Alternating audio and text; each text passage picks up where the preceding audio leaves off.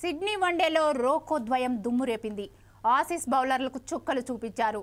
వీరిద్దరూ భారత్ క్రికెట్ జట్టుకు ఎంత విలువైన ఆటగాళ్లో అనే విషయాన్ని మరోసారి నిరూపించారు. 3 వన్డేల వైట్ వాష్ నుంచి తప్పించారు. Hit man Rohit Sharma, run machine king Kohli 168 runs భాగస్వామ్యాన్ని నెలకొల్పి రికార్డు సృష్టించారు. అతి సునాయాసంగా టీమిండియాను విజయ తీరాలకు చేర్చారు. మ్యాచ్ అనంతరం విరాట్, రోహిత్ ఆస్ట్రేలియా జ్ఞాపకాలను అభిమానులతో కలిసి పంచుకున్నారు. తమను ప్రోత్సహించడానికి వచ్చిన ఫ్యాన్స్ కు ధన్యవాదాలు తెలిపారు. సిడ్నీలో జరిగిన 3వ వన్డేలో ఆస్ట్రేలియాపై భారత్ 9 వికెట్ల తేడాతో గ్రాండ్ విక్టరీ కొట్టింది. విజయంతో రోహిత్ శర్మ, విరాట్ కోహ్లీ కీలక పాత్ర పోషించారు.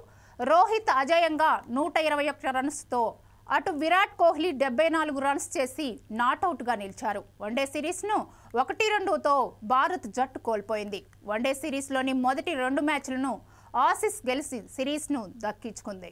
ఫస్ట్, సెకండ్ మ్యాచ్ల్లో పేలవ ప్రదర్శన చేసిన రోకో టీం 3వ వన్డేలో మాత్రం విశ్వరూపం చూపించారు. 6లు, 4లతో గ్రౌండ్ మొత్తం పరుగులు వరద పారించారు. వారిద్దరు బ్యాటింగ్ చూసేందుకు స్టేడియం మొత్తం ఆడియన్స్తో నిండిపోయింది. ఇది రోహిత్ శర్మ, విరాట్ కోహ్లీల చివరి ఆస్ట్రేలియా పర్యటన అని ప్రచారం జరగడంతో అభిమానులు వారిద్దరి బ్యాటింగ్ను చూసేందుకు భారీగా తరలివచ్చారు. ఇక 3వ వన్డేలో గెలుపు తర్వాత రోహిత్, కోహ్లీ ఆడమ్ గిల్క్రిస్ట్, రవిశాస్త్రులతో మాట్లాడారు. ఇద్దరూ తమ అనుభవాలను అభిమానులతో పంచుకున్నారు. టీమిండియాతో మళ్లీ ఆస్ట్రేలియాకు తిరిగి రాగలరో లేదో తనకు తెలియదన్నారు రోహిత్. అనంతరం రోకో ఇద్దరు అభిమానులకు కృతజ్ఞతలు తెలిపారు. ప్రతి మ్యాచ్ కొత్తదనాన్ని నేర్పుతుందన్నారు విరాట్. కొన్ని రోజుల్లో తనకు 37 ఏళ్లు వస్తాయని, లక్ష్యాలను ఛేదించే క్రమంలో ఎప్పుడూ ఉత్తమంగా రాణిస్తానని తెలిపాడు.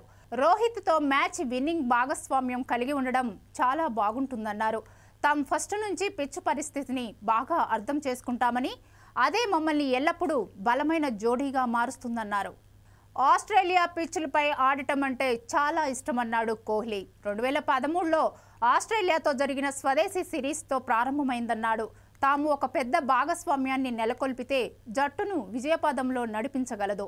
తామిద్దరూ ఎల్లప్పుడూ ఆస్ట్రేలియాలో ఆడటం ఇష్టపడతామని పేర్కొన్నాడు. ఇక్కడ కొన్ని మంచి భాగస్వామ్యాలు నెలకొల్పామని, అది జీవితంలో చిరస్థాయిగా నిలిచిపోతాయని కోహ్లీ వెల్లడించాడు. తమకు మద్దతు ఇవ్వడానికి పెద్ద సంఖ్యలో వచ్చిన అభిమానులకు ధన్యవాదాలు తెలిపాడు. సిడ్నీలో క్రికెట్ ఆడటం తన జీవితంలో చిరస్మరణీయంగా నిలుస్తుందన్నాడు విరాట్. తాను మొదటిసారి ఆస్ట్రేలియాకు వచ్చిన 2008 నాటి జ్ఞాపకాలను అది తిరిగి తెచ్చిందన్నాడు. ఇది సరదాగా ఉంది. మళ్ళీ ఇక్కడ ఆడతామో లేదో తనకు తెలియదని, కానీ మేము ప్రతి క్షణాన్ని ఆస్వాదించామన్నాడు. ఎన్ని అవార్డులు, ప్రశంసలు అందుకున్నా మేము ఎల్లప్పుడూ ఆటను ఆస్వాదించామని కోహ్లీ తెలిపాడు. మరోవైపు ఆస్ట్రేలియాలో ఆడటం అంటే చాలా ఇష్టపడతానన్నాడు రోహిత్. టీంలో మంచి ప్లేయర్గా ఉన్నారని, ప్రతికూలతను తట్టుకొని విదేశాల్లో విజయాలు సాధించడం అంటే చాలా సవాళ్లతో కూడుకున్నది అన్నాడు హిట్ మ్యాన్. టీమిండియా సిరీస్ గెలవకపోయినా ఇక్కడ పరిస్థితులు కుర్రాళ్లు చాలా నేర్చుకుంటారని చెప్పారు. పరిస్థితులకు తగ్గట్టు గేమ్ను ఎలా మలుచుకోవాలనే విషయాలు గ్రహించి ఉంటారని అనుకుంటున్నానని చెప్పాడు. ఏది ఏమైనా కూడా ప్రపంచంలోనే దిగ్గజ బ్యాటర్లు అయిన విరాట్ కోహ్లీ, రోహిత్ శర్మలకు బహుశా ఇదే వారికి చివరి ఆస్ట్రేలియా పర్యటన అయి ఉండవచ్చని క్రీడాలోకం భావిస్తోంది. భారత్ క్రికెట్ జట్టుకు వారు చేసిన సేవలను స్మరించుకుంటోంది.